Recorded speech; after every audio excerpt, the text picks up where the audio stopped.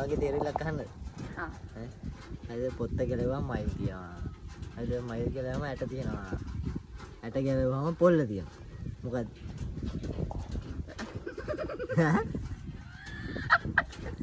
මොනවද වෙන්නේ මේ යෝයි?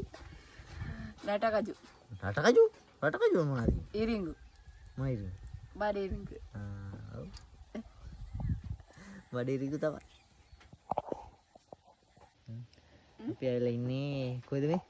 පන්නාද ගම. අද පන්නාද ගම බඩ ඉරිඟු. බඩ ඉරිඟු වගාව බලන්න. හරි ලස්සනයි. අපි දැන් මේ වගා කරන ගමන්නේ. දැන් උඹ වගා කරනවා ලබ්බා.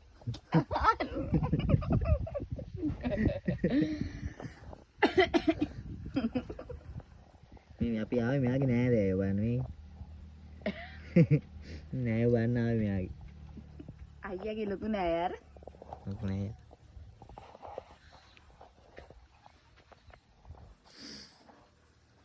අයියාගේ ලොකු නෑ. අර ඈත.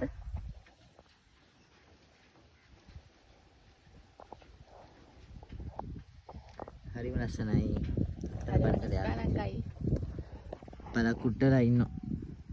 මේ කියන්නේ නෑගේ වල ලැබිලා කන්න දෙන්නෙත් නෑ බොන්න දෙන්නෙත් නෑ.